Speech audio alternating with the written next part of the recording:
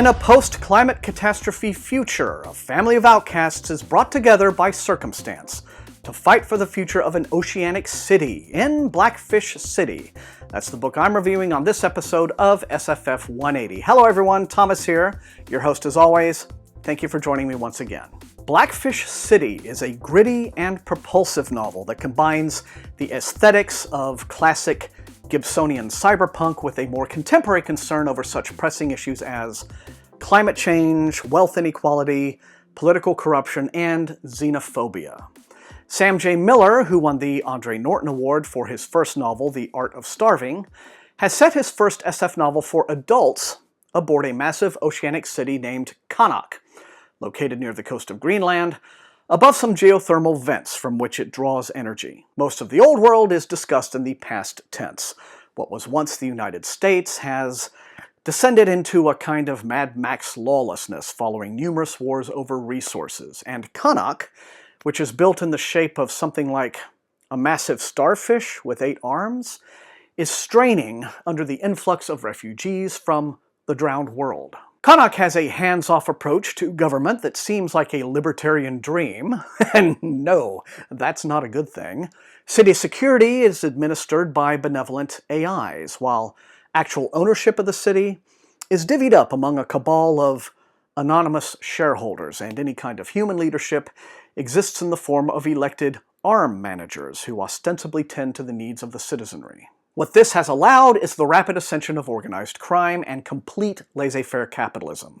The wealthy, as in most dystopian stories, live in rarefied luxury and keep hundreds of residential properties off the market and empty, driving up real estate prices through artificial scarcity and forcing working people and refugees to settle for little more than repurposed shipping crates. Like a lot of dystopian SF, the plot will involve a vengeful quest to even the scales of justice between the haves and the have-nots.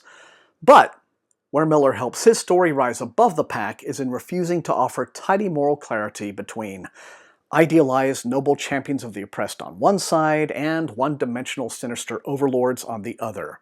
Nearly everyone is a bit dirty in this town. Kanok is one of those richly realized SFF cities that becomes a central character in its own right.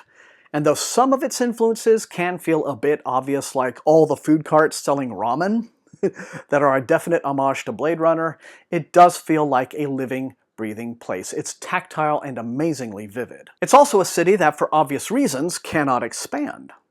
The rush of refugees from the American mainland is a source of growing stress.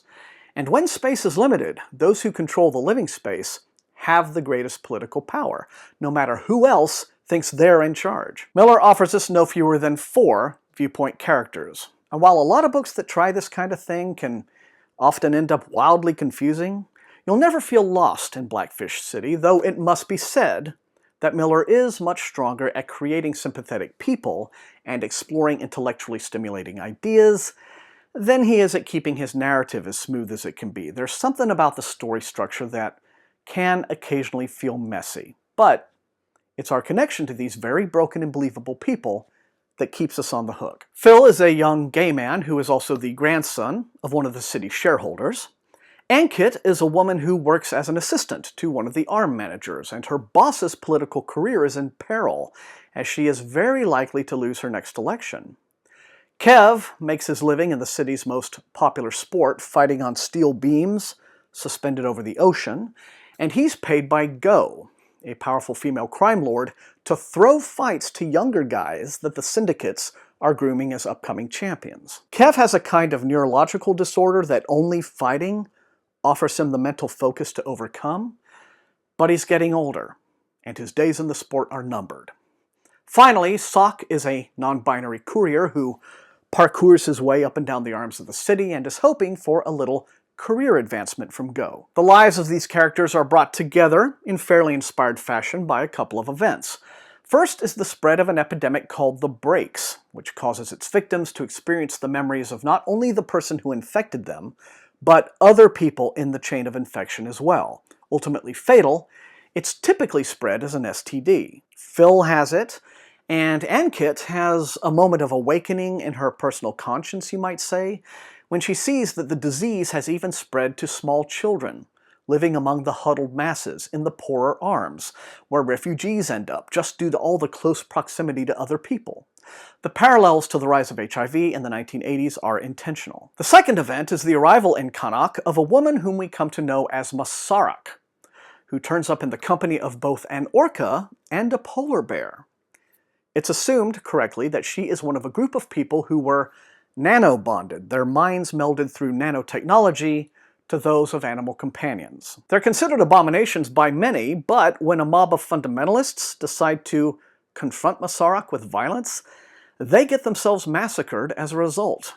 Don't fuck with someone who brings a polar bear to the fight. Precisely what Masaryk is doing in the city, who and what she's looking for, her relationships to the main characters, and their relationships to one another, all serves as the engine of an impressively complex and twisty plot.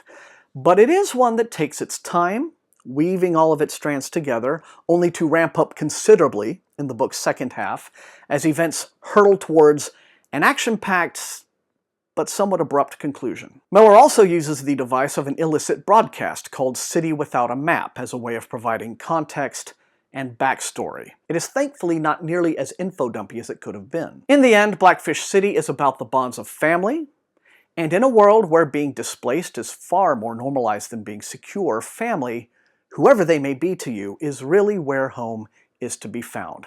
Miller's characters again become quite real to us, sometimes heartbreakingly so, but your mileage will vary widely in terms of who you might identify with. I had particular sympathy for Kev, both in terms of what he gains and what he loses as a price. And I liked Sock and Ankit a great deal, but Masaryk felt emotionally aloof to me. Blackfish City is an imperfect, but rich and challenging adventure that doesn't tell us comfortable lies that the future is entirely ours to make. It's honest that forces more powerful than we could dream of being, forces that are seductive precisely because of that power, will usually have the upper hand and impact our lives against our will, beyond our own power to effectively resist. But it also reminds us that however much the system is stacked against us, we can find the people in it we love, and choose whatever small part we can to change it for the better. And that is all I have time for on this episode of SFF180. I want to thank all of you for joining me. Remember, the most important thing, these are reviews. You will not always agree with me, but if you enjoyed watching, please hit that like button, share the video far and wide with all of your SFF reading friends, and above all, please subscribe if you have not done so.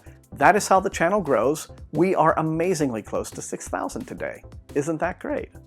You can also support the channel at my TeePublic store and at my Patreon, where recruits into Wink's Army get little perks like getting to see some of these videos early. I want to thank all of those wonderful people for their additional support. It is very, very helpful. I want to thank all the rest of you for being the very best viewers in all of BookTube. And until I see you all next time, happy reading.